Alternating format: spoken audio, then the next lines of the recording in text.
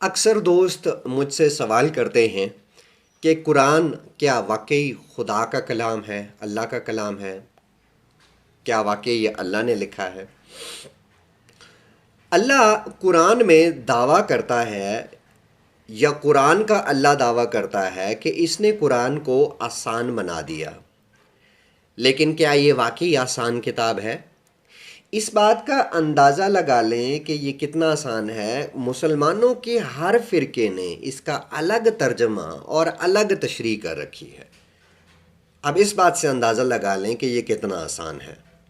چلیں ترجمہ اور تشریح تو چھوڑیں، اگر یہ کتاب واقعی کسی خدا نے، کسی گاڈ نے، کسی اللہ نے لکھی ہوتی تو اس میں کسی بھی غلطی کی کوئی گنجائش نہیں ہونی تھی، اس میں کسی بھی کانٹرڈکشن کی گنجائش نہیں ہونی تھی، کسی بھی تضاد کی گنجائش نہیں ہونی چاہیے تھی۔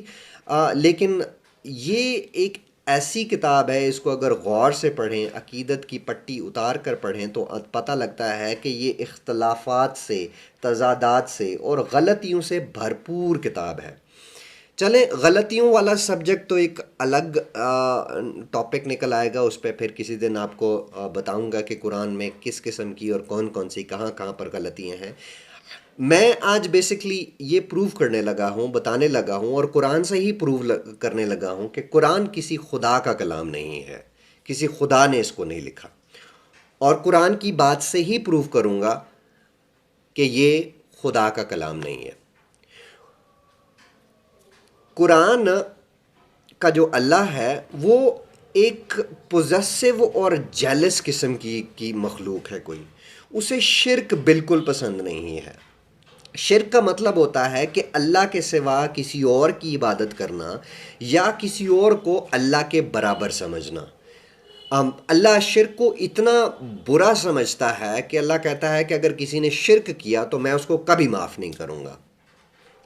اب دیکھیں کہ قرآن بیچارہ اس شرک کے معاملے میں کتنا کنفیوز ہے۔ سورہ بقرہ کی آیت 221 میں اللہ مسلمانوں سے کہتا ہے کہ ایسی عورتوں سے شادی مت کرنا جو مشرک ہوں یا جنہوں نے شرک کیا ہو۔ سورہ معاہدہ کی آیت نمبر 116 میں اللہ عیسیٰ سے مخاطب ہو کر کہتا ہے کہ کیا تم نے ان لوگوں یعنی عیسائیوں کو کہا تھا کہ مجھے اور میری ماں کو دو خدا بنا لو؟ یعنی یہاں اللہ عیسائیوں کو مشرک کہہ رہا ہے، کیونکہ عیسائی مریم کو بیوی اور عیسیٰ کو اللہ کا بیٹا مانتے ہیں۔ سورہ معاہدہ کی آیت 5 میں اللہ مسلمانوں کو اہل کتاب یعنی یہودیوں اور عیسائیوں سے شادی کی اجازت دے رہا ہے۔ اب کنفیوژن دیکھیں، پہلے کہتا ہے شرک والیوں سے شادی نہ کرنا، پھر کہتا ہے عیسائیوں نے شرک کیا، پھر کہتا ہے عیسائیوں سے شادی کر سکتے ہو۔ ارے کہنا کیا چاہتے ہو؟ قرآن ایسے تضادات سے بھرا پڑا ہے۔ آئیے ایک دو مثالیں اور آپ کو دیتا ہوں۔ سورہ القصاص کی آیت نمبر 2 میں کہتا ہے کہ یہ کتاب روشن کی آیتیں ہیں، یعنی یہ ایک کلیئر کتاب ہے۔ سورہ العمران کی آیت 7 میں کہتا ہے کہ قرآن کی کچھ آیتیں متشابہ یعنی انکلیئر ہیں۔ دیکھیں سورہ بقرہ کی آیت 34 میں ابلیس یعنی شیطان کو اللہ کہتا ہے کہ شیطان فرشتہ تھا، جبکہ سورہ کہف کی آیت نمبر 50 میں قرآن ابلیس یعنی شیطان کو جن کہہ رہا ہے۔ اب بتائیے شیطان جو ہے وہ جن تھا یا فرشتہ تھا؟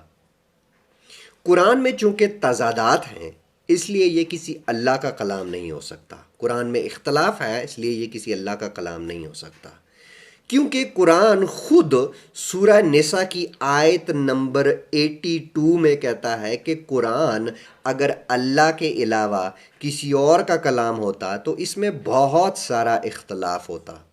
تو قرآن میں تو ایک نہیں کئی جگہ پر اختلاف ہیں، لہٰذا قرآن کسی اللہ کا کلام نہیں ہے، یہ انتہائی کسی گنوار قسم کے، ان پڑھ قسم کے اور بیوقوف قسم کے آدمی کا کلام ہے۔ دوستو، قرآن اور اسلام کو ایکسپوز کرنے کے کام کو جاری رکھنے کے لیے مجھے آپ کی سپورٹ کی بے حد ضرورت ہے، اور یہ سپورٹ آپ مجھے پیٹرین کے ذریعے اور پے پال کے ذریعے کر سکتے ہیں۔ پیٹرین اور پے پال کے لنکس آپ کو پن کمنٹ میں مل جائیں گے.